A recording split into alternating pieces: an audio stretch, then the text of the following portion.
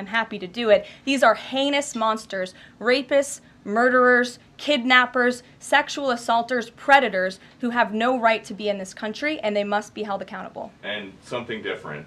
There is now a member of the European Parliament from France who does not think the U.S. represents the values of the Statue of Liberty anymore. They want the Statue of Liberty back. So is President Trump going to send the Statue of Liberty back to France? Absolutely not. And my advice to that unnamed low-level French politician would be to remind them that it's only because of the United States of America that the French are not speaking German right now. So they should be very grateful to our great country. Kelly. Is the administration prepared to give the court what it wants in terms of the time of the flights that departed, that went to El Salvador, and some of those details that the judge is asking for in trying to determine the timing? Clearly, the 5 named individuals were not deported That's in right. compliance, but looking more broadly, wanting to know about the timing of flights and so forth, because the verbal order did say turn around the flights if there's an issue. So is the administration prepared to provide that information? I'm prepared to provide it right now. All of the planes that were subject to the written order, the judge's written order, took off before the order was entered in the courtroom on Saturday. And the administration will, of course, be happily answering all of those questions that the judge poses in court later today. And for people who have due process questions about making certain that there wasn't anyone who was swept up who did not meet the criteria that you laid out, is there a way for the administration to provide more detail about how that was determined, who the individuals were that met this deportation order? Yes, I can assure the American people that Customs and Border Patrol and ICE and the Department of Homeland Security are sure about the identities of the individuals who were on these planes and the threat that they pose to our homeland. They take this incredibly seriously. They are putting their lives on the line to deport these designated terrorists from our country, and they should be trusted to do that. And that's exactly what the American people elected this president to do. Thanks, Caroline.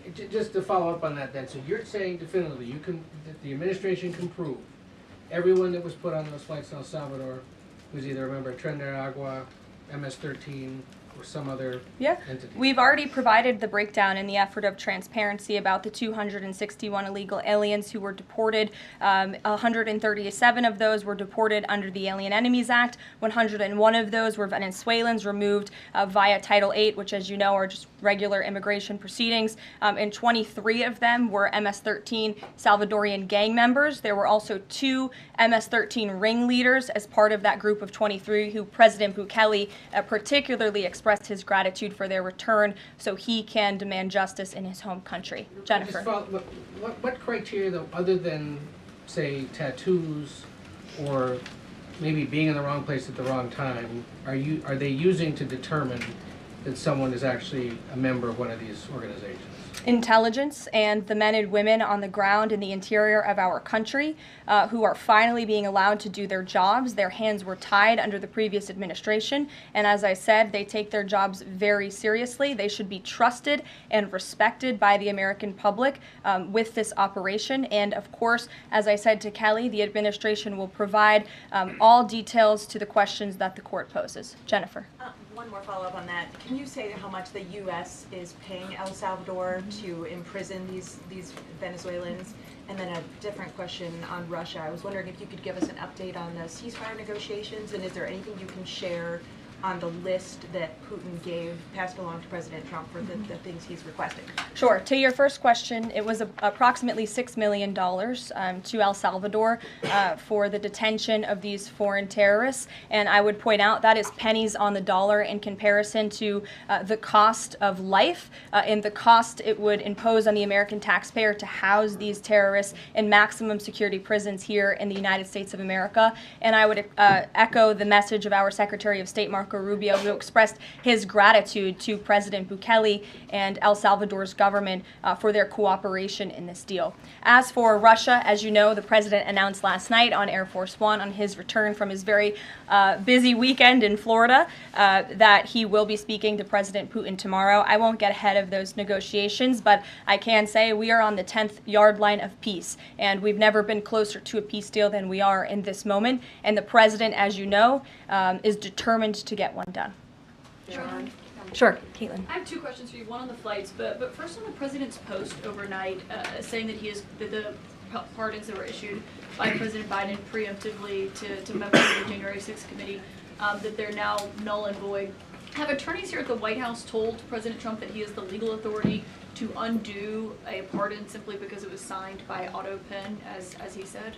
The president was begging the question that I think a lot of journalists in this room should be asking about whether or not the former president of the United States, who I think we can all finally agree was cognitively impaired. I know it took people some time to finally admit that, but we all know that to be true, as evidenced by his disastrous debate performance against President Trump during the campaign. I digress on that. But the president was raising the point that did the president even know about these pardons?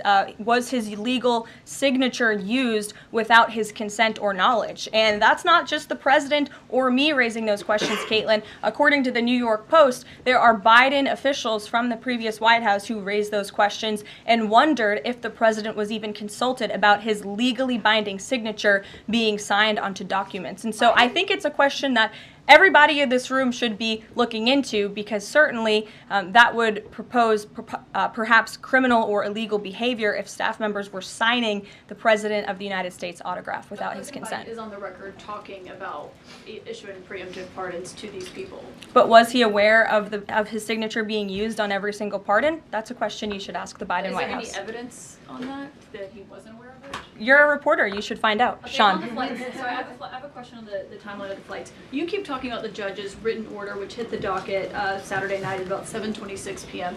But he issued a verbal order before that at about 6:45 and 6:48 p.m. based on the court hearing.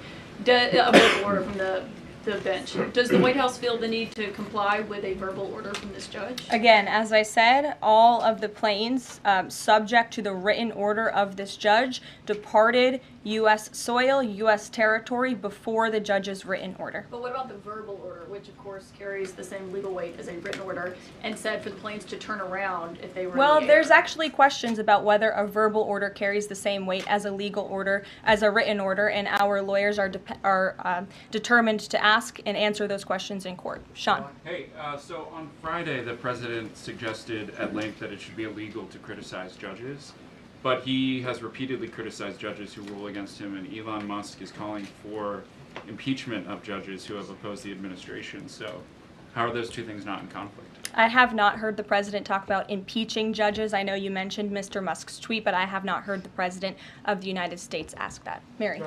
Hey, thanks, Caroline. I wanted to ask about this video I saw this morning set to the tune of, I believe, Closing Time, about deportations of illegal migrants. What's the strategy behind the White House's videos they've been putting out on this, and can you kind of talk us